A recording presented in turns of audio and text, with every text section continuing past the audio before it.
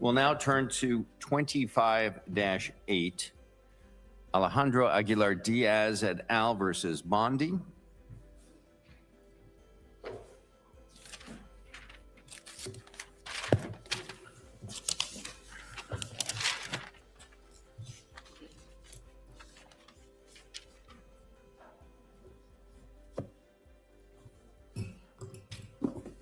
May it please the court. Parole is nothing more than a release from custody. The parties all agree that at the time the petitioners were released from custody, they were subject to mandatory detention under section 12. Well, hang on a second. I'm going to push you right back. We've said, are you suggesting this unity of parole is, there's only one kind of parole, all parole is the same parole? No, not at all. Okay, so parole is more than release from custody. I mean, there are two kinds of parole, right? Before we go anywhere, I just want to make sure that we've held, what's the name, Cruz, Miguel, what's the name of the case? We held, right, that there's humanitarian parole is not the same as conditional parole. We're not going to fight that battle, right? No, not at all. Okay. But under Lengmei Ma versus Barber, parole under 1182 D5 is simply a release mechanism when someone is not entitled to seek release. So basically, 1226 conditional parole is when the government has discretion to release the person. Humanitarian parole 1182 D5 is when that discretion does not exist, as is the case with 1225 B2. That's how the statutes have worked since the 1952 Yeah, but you agree these are two different things we're talking about. Yes, absolutely. Okay, good. I just want to make sure you weren't starting with the premise that all parole is the same. Got it. No, not at all. We recognize there's two different frameworks. They are independent of each other and mutually exclusive. Our claim is that our clients were under the 1225B framework when they were detained and released, and the only legally possible. How do you get there rather than 1226, which is what apparently they were released under, at least in terms of the documents? So setting aside the documents, Your Honor, I think we have to look to the law first. It's substance over form. So the law, they were applicants for admission under 1225A1. We all agree on that. They were arriving in the United States as opposed to just simply being present.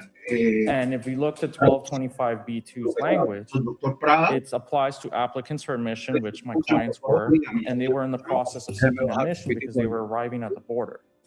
So then they fit within the terms of 1225B2. Now, I understand in the past, it has been understood that there's an overlap between 1225B2 and 1226, but after Jennings versus Rodriguez, that's not the case anymore. And the government agrees. From my understanding of the brief on that. Yeah, well, maybe you're all wrong. But I guess I have another question, unless Judge... No, go ahead. It seems like we're engaged in, there's two debates here, right? One is, what should they have been detained under and how should they have been released? And one is, how were they detained and how were they released? And I understood that for adjustment of status, the question is whether they were paroled. Right? If they were paroled, right? In fact. Yes. So let's say for the sake of argument that an IJ, they come before an IJ, and the IJ said, I invoke the Bail Reform Act of 1984 and I release you. Because that's what criminal law says.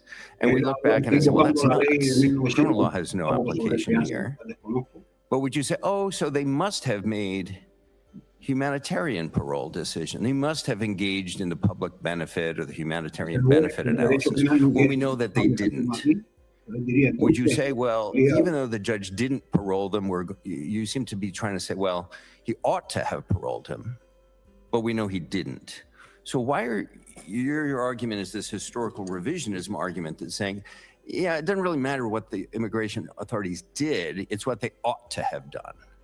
Why would we do that? Why would we engage in an analysis of not asking what happened, but what ought to have happened? Because the rule of law, Your Honor, it's a legal impossibility. Okay, so let me take my hypothetical. Crazy immigration judge invokes the Bail Reform Act. They acted illegally, but you're saying they were in fact paroled?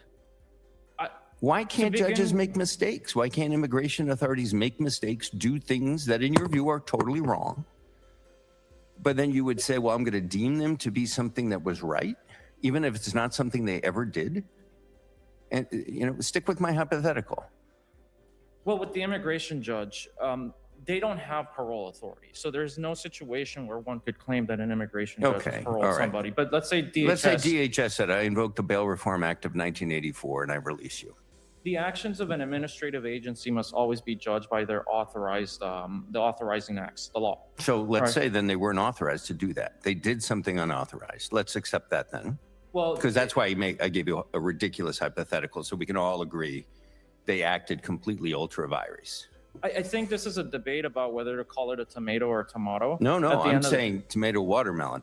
They came in and I'm serious. They said Bail Reform Act of 1984. Just stick with my, Okay, well, I'm picking an extreme hypothetical to illustrate So if what might be the DHS limits, hang on, of, let me again call it historical revisionism. If an agency does something completely ultra vires, in your view, do we get to recharacterize it and basically say, even though we know for a fact they invoked a criminal law, because the only way that they could have legally released them, assuming, is through humanitarian parole, we have to pretend that that's what happened. Isn't that basically what your argument is? No. So going back to the Cole de Bella memo and the old INS memos, in 2007, DHS made a decision, oh, this is how it was working back then. Even if we use the wrong paperwork, we're going to treat them as parole. But we don't like that they're getting benefits if we do that. So we're just going to change the way we view the statute and start giving them this piece of paper. But you got to convince us that's right. I mean, maybe INS was right, or maybe they were wrong, but you got to convince us that the historical Well, I revisionism think- is correct. That you can go back and say X happened in the past, but we're all now going to act like Y happened. So in matter of O, the BIA's own precedent in matter of O was 125 Cambodians that were brought into the United States on a plane, and they were given some document that was not parole, and they needed to be paroled for whatever purpose they were seeking in their proceedings. And the board said, no, that could not have been parole. The law says when you're trying to enter the country, you're supposed to be detained, and the only way you could have been released was parole. They treated them as parole. They declared that the act of the release was a parole because it's the act of the release that we're talking about. It's not the piece of paper. They could have given them no Have we ever paperwork said at that? all. I mean, I get it. You're talking about the BIA said that. And the Vitali versus INS in the Seventh Circuit. How about us? Have we ever said that? No, this court has not done. So we've never gone back and said, even though an agency did X in the past, because we conclude that X would have been illegal, we're going to pretend that actually Y happened, because Y is the only thing they could have legally done. I would say that Congress made that decision with the IRIRA, because under the reenactment canon, when there's agency precedent and case law from the courts of appeals in place with certain understandings, and the Congress does a full overhaul of the statute and does not disturb any of those precedents, it's understood to have adopted and continued that practice. And that has to be sort of a widespread and understood, generally understood practice. Where do we get that from?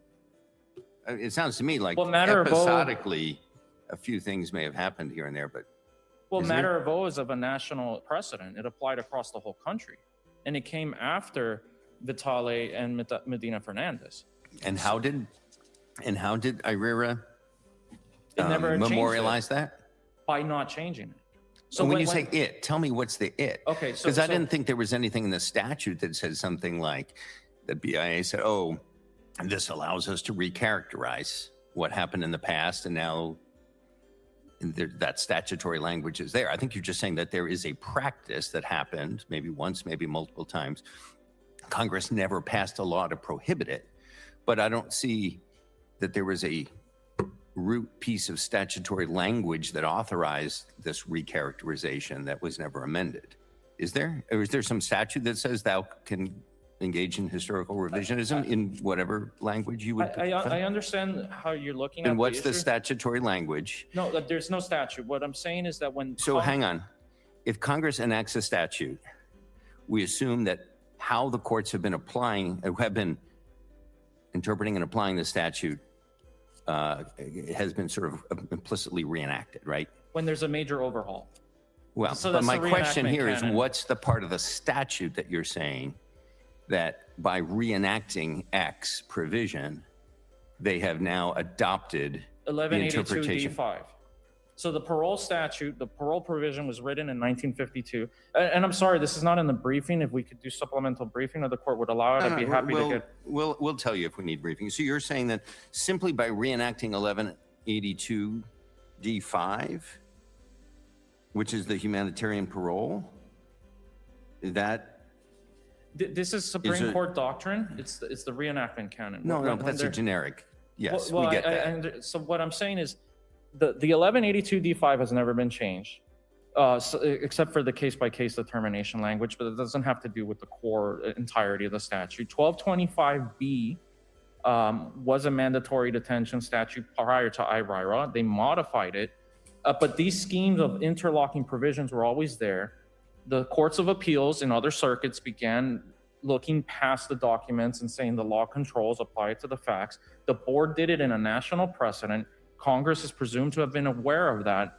And when Congress was in the process of overhauling the entire statute, administrative practices, at least ones of national scale, such as matter of O, if they're not directly changed, they're presumed that the old soil comes over. So let me ask you this. And nothing in IRIRA overturns any of this. Yeah, so with all the enactments and overhauls, are you saying then that your argument under 1225 is completely wrong? Because hasn't Congress continually been reenacting all of these various chunks and pieces of the immigration statutes that were consistently applied not to adopt your underlying theory of 1225? It seems to me that you're treading on dangerous ground when you say, well, implicitly, whenever Congress keeps overhauling these statutes, they're implicitly adopting all of the administrative practice that came before. They've never changed it. The point is, right, and my point is that the they've never matter of changed O- 20, hang on. Sorry. If they've never changed 1225, then how do you even get to your underlying theory that your clients were actually secretly all along being detained pursuant to 1225 if Congress has been reenacting these statutes all along with a consistent administrative practice that people were not being detained under 1225? How do you get that? 1225 was expanded in its scope. So before 1225 only applied for someone arriving at a port of entry. We're saying that under IRIRA was expanded, and that scoops in people like my client. They were subject to mandatory detention. Now, the concept that you can look to the detention statutes and the release statutes is something different. The idea that you can look at it and determine that as a matter of law, what really happened was parole versus what the paperwork says, that's a separate issue. That has never been changed by Congress. So if you separate those two concepts, the change is that persons like my clients are now subject to mandatory detention, but our reliance on the procedural regularity doctrine, which has been started with the courts of appeals in the 7th and 9th Circuit in the 50s and 70s, the board adopted it in matter of O, and Congress has never changed that. That has been undisturbed. The board has never changed that precedent. It's still in place. First of all, the agency is still bound by that decision in matter of O, which they didn't follow and just seemed to ignore. And we did bring it up in our brief. So that right there is an abuse of discretion on the board by failing to follow its own precedents. But even then, what I'm saying is that that precedent that's still in place with the board, Congress chose not to disturb it, and it's presumed to have adopted it, and that the courts of appeals therefore can do what the board did in matter of O, and in the Medina Ferdanis case, and in the Vitale case. And I'm seeing I'm well past my time. Yeah, you've reserved some time for rebuttal. We'll see you again. You've reserved 2 minutes. So why don't we hear from the government? Thank you.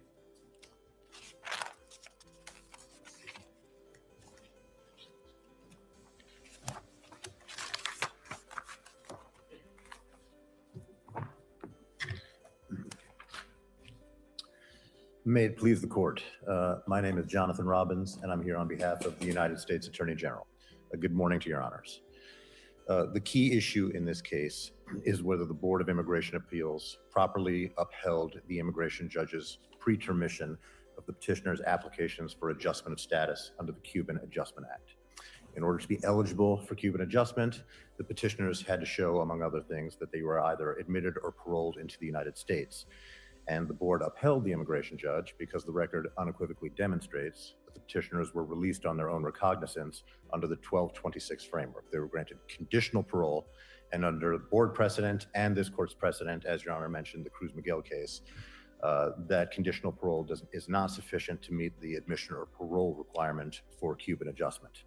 Now, I think Your Honor has it right when you've characterized the petitioner's argument. He's left basically to argue that even though his client was not granted humanitarian parole, because he should have been detained under the 1225 framework, he effectively wants to convert the grant of conditional parole into a grant of humanitarian parole.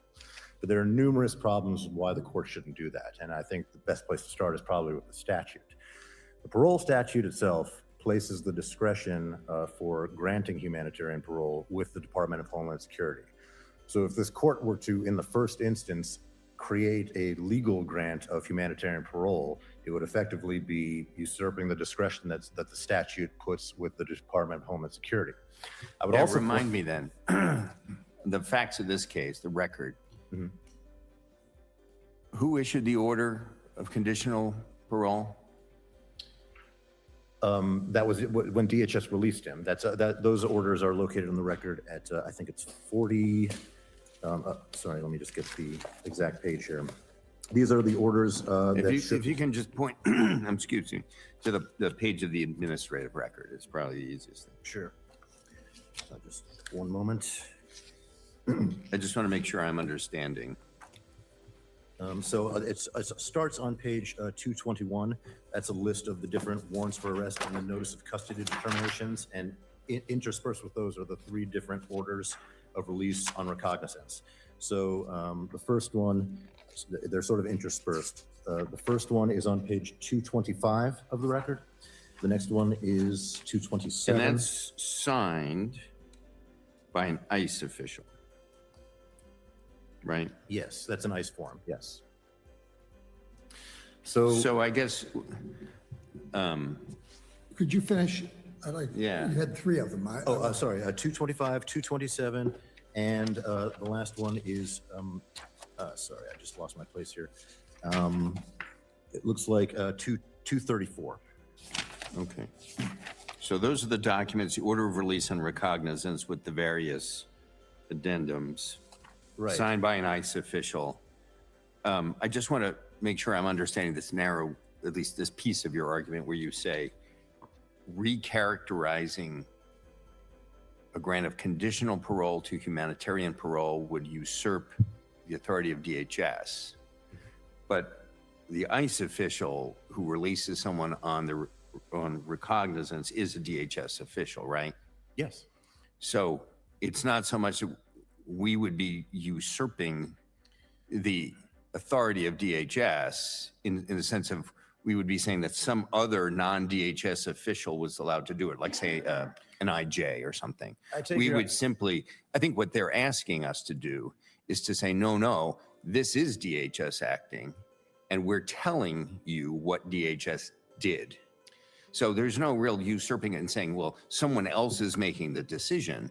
We're saying, no, this is what DHS did. So I guess I'm not, unless you're saying the very act of recharacterizing what DHS did is the usurping of DHS's authority. Is that what you're saying? Well, here's the problem, and this was actually getting to the next thing that I was going to talk about.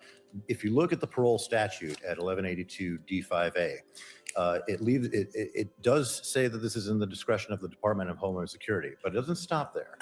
It cabins that discretion to limited circumstances. It uses the word only, and it says that the DHS is only supposed to exercise its discretion to grant parole on a case-by-case basis when there is a humanitarian concern or a significant public benefit. And so what I'm talking about usurping there is not just discretion. You would essentially be having to make factual findings that DHS has never made about whether there's a humanitarian concern and whether there's a significant public benefit. Would we have to? Or again, if hypothetically, if we accept your opponent's invitation, we're simply saying that must be what DHS did. We're not making any findings. We're just going to assume that DHS must have made those findings. They didn't put them on the record, but I guess they were in the ICE official's head. But we know that that's not what happened, though, because we have the evidence that shows that they were released on conditional parole. And it says, and I'm just looking at page 225, which is the first page, and it said, in accordance with 236, which is 1226, right, of the Immigration and Nationality Act, you were being released on your own recognizance. So and the your fact- view, as I understand it, is this is documentary evidence. If we're wondering what happened in the past, if we're wondering what happened in 2021, we have contemporary evidence that the agency was acting pursuant to 1226. Exactly. And that really can't be changed. That's a matter of historical fact. There are things the court can do by operation of law, but you can't change the fact of what happened. And the problem is that it'd be one thing to say that you could maybe say something is equivalent if we were looking at interchangeable. Is there any reason, if we were to agree with the government, that this court would need to engage with that issue not to in rule in this your case. favor? So answer that. And then the second question I will have is, maybe this is a question for the other side. Would we, however, need to engage in that if we wanted to rule in favor of the petitioner? Okay, so just to clarify, if the court disagrees with the government's new position, this is a new position that's been recently introduced, this interpretation of the statute. If the court disagrees and thinks the government is wrong as its new position, then the case is open and shut. The DHS did properly detain petitioner under 1226, issued conditional parole, and Cruz Miguel would foreclose the petitioner's argument. And that's the simple way if the court disagrees with the position. If you agree with our position, I don't think it matters to the outcome of this case. No, my point, if I wasn't clear, do we even need to agree or disagree No. to take the position that I think the government's taking, which is whether the petitioners were granted humanitarian parole is a question of fact, not of law. And the facts are shown on page 225, et cetera, of the record. If we were to adopt that position, would this panel be required to even engage with the question of whether the government's right about this more sweeping issue about whether people ought to be subject to detention under 1225 as opposed to 1226? No, you would not need to engage with the 1225, 1226 issue. And then I think this is where I was going, and maybe on rebuttal, counsel can answer this. But my understanding is that in order for the petitioner to win, we would have to engage in that analysis, and we would have to agree with both of you that yes, in fact, 1225 is the only proper way that the petitioners could have been I think that's detained. correct, yes. And then we'd have to take the second step of saying, and we should recharacterize what was done in the past to conform to our understanding of what the law provides. Right, because Okay. there would certainly be no basis to recharacterize conditional parole as humanitarian parole if it's not the 225 authority. Just to clarify something for me, to what extent were these arguments that you're making, your adversary is making now, presented to the BIA?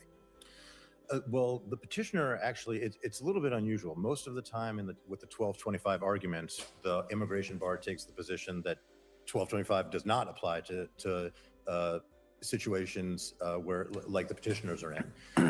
But the petitioner did argue before the immigration judge and before the board that 1225 was the detention authority that he should have been detained under. Now, at the time, the government disagreed with that because for a long time, up until the new administration, the government was treating 1226 as the appropriate detention authority. That position has changed, and that is currently being litigated. In fact, I think it's coming up in a case before this court as well. It's beginning to percolate in the courts of appeals. That may be the argument. My question is the BIA's views are not known on this. Is that accurate? Well, the BIA's views are known on the 1225 issue. The BIA has agency decisions, and they're actually cited in a 28J filed by the petitioner. Matter of Hurtado and matter of Q. Lee. Matter of Hurtado is the one that's most directly on point with respect to the applicability. Don't they conflict with prior rulings, which are still operative with regard to 1225 and 1226?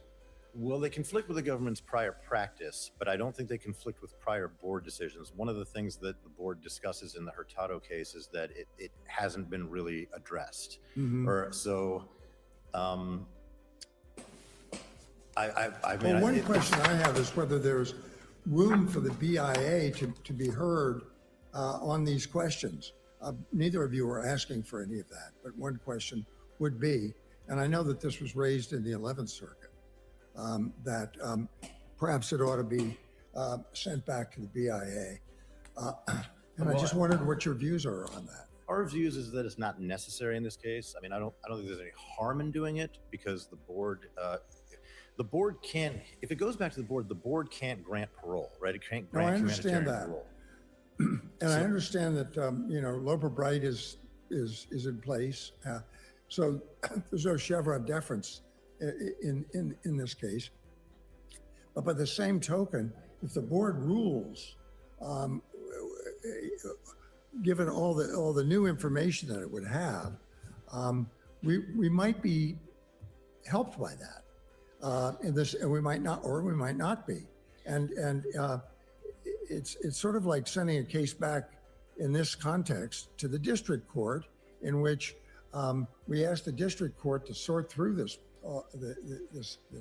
these issues, which, at least for me personally, are not simple. They're quite complicated, and they depend upon what happened over different periods of time, and the effect of certain provisions, and then the government changes its position. So why wouldn't we want to send it back just for the benefit of getting another judge to look at the problem, or judges to look at this problem before we actually have to make a decision? Well, Your Honor, if the court thinks that it would benefit from a board decision, I don't see any harm in sending it back. Well, the government's position is benefit that, or not benefit. I mean, board decisions might be right, they might be wrong. Well, but that's true of district courts when you send cases back. fair enough, Your Honor, but that's the government's point as to why we don't think it's necessary, I see. right? I mean, if you want the board to opine on it, I mean, it will take. Well, maybe it's not necessary. You're right. Maybe It'll take a lot longer, but But following up on Judge Walker's question, what would the government do if we were to remand it? Would your position basically just be a replay of your red brief here, or what would the government say to the BIA? Well, if you remanded the case and vacated the order of removal, Yeah. Well, the vacating of the order of removal would mean he'd be back on. He would be fall under 1225. So this is where it gets a little complicated. So the government's position is certainly that 1225 applies as the detention authority, and that detention is mandated for individuals in petitioner And I'm situations. sorry, I should know this. Are they presently detained? No. No. But would, if we remanded it, the government would take the position that 1225 applies? Would you then take the position that they should be mandatorily detained? Yes. However, I want to sort of explain the practical implications of that. So the agency, the government's position in the 1225 litigation is that it doesn't have an affirmative duty to go out and get people who is sort of like prosecutorial discretion. If they're out, if they encounter them, they're mandated to detain them, but they don't have an affirmative duty to go out and, find people who are subject to mandatory detention. That's the government's position in that course of in the 1225 and 1226 litigation. So your position would be 1225 would control, but they were not paroled under 1225. They were paroled under 1226. You'd Correct. adhere to that position. Correct. And there's one other sort of wrinkle here that I think is worth pointing out. Before you get yes. to the new wrinkle, does this depend on the date on which they were detained? No, Your Honor. The applicability of 1226 or 1225, does that depend on the date that they were, when they were detained? Well, the government at the time they were detained in 2021, the government was taking the position that 1226 was the controlling statute. The government now has taken the position that that was not correct, that it should have detained them under 1225. That's been the change. Regardless of what date it was and what stage they were detained. Right. Okay. But just to sort of talk about this wrinkle that I was discussing, when the petitioner is released, they can still apply for humanitarian parole. Right? It's sort of colloquial known as parole in place. Normally, when somebody applies for parole, they're for people outside the country, but people inside the country can apply for humanitarian parole. So when they were released here, I mean, the petitioners are saying, well, it's the only way we could have been released. It's so you should say that this was humanitarian parole. But even after their release, they could have theoretically sought it before DHS. I don't know that they would have been granted, but again, And are you saying that they could still do that? Oh. To be correct, under 1225, to follow their argument, they don't deserve humanitarian role, they could become, the best he can do is to say they become eligible for it. Right, they would be But eligible. then it has to be ruled on administratively. Right, DHS would have to determine by statute whether there was a humanitarian concern or a significant public benefit. That's what the statute says. It says it can only be granted on a case-by-case basis if those factors are met. So, do they wind up, are you suggesting that if there were a hypothetical remand to the BIA and the government took the position that now 1225 would be the statute governing their detention or potential detention, that the government would view them as eligible or in a place where they could seek humanitarian parole at that point? yeah, if that's the mechanism by statute. Would you then be taking a position, though, that they're sort of stopped as a litigation matter from claiming that they already got humanitarian parole if they're now asking for it? You know, does that put them into a catch-22 where to ask for something that you think you already have is sort of admitting that you don't have it to begin with? Oh, I see what you're saying. Well, if the court ruled and said that the government was, the conditional parole doesn't exist and it was actually a grant of humanitarian parole. Well, sure. No, if we say it, it's done. But I'm talking about the hypothetical remand situation where everything's in play before the BIA. You seem to be suggesting they could still ask for humanitarian parole. I'm asking whether that puts them into some sort of a bind, because if they ask for it, is it going to be viewed by the government as an implicit admission that they didn't have it to begin with? Because why would they ask for something that they say they already have? Well, I mean, I'm just saying that because the facts show that they didn't get it and that they were granted, as a matter of fact, they don't dispute that they were granted. No, I know, but this has parole. become another quiver in the arrow, or another arrow in the quiver of the government to say, and it's yet more proof that even you are effectively conceding petitioners that you don't have it, because if you did have it, not only does the paperwork show it, but your very request for humanitarian parole shows that you think you don't have it. Yeah, I know, the red light's on. Keep going. Oh, sorry. Well, I mean, I understand Your Honor's points, but I mean, I don't know that I can say anything other than what I said. They can go to DHS at any time. DHS has the discretion. There are forms to file. They can ask for parole. If they're applying for Cuban adjustment, one of the requirements is parole. If they don't think they've been paroled, go and ask just for parole. I'm not suggesting it would be granted. I'm not trying to create any false hope. There's one final thing that the petitioner mentioned, that case, matter of O. Matter of O preceded the current statutory scheme. It was based on a parole the parole language is different. It's similar, but different. DHS didn't actually exist at the time of matter of O, so the parole statute there had to do with the Attorney General's This discretion. is 1977, right? The matter of O. Matter of O. If think I'm it looking might at the right one. I don't remember the year, Your Honor. Okay. But that was there was different language in that parole statute. It was slightly broader in terms of discretion. As I explained, this current version uses the word only. It says that it can only be used on a case-by-case basis for humanitarian concerns. The language of that prior parole statute for the Attorney General in matter of O was slightly different. It didn't have the term only, and it was similar language like emergent reasons or humanitarian concerns, but it didn't cabinet quite in the way that the current statute cabins it.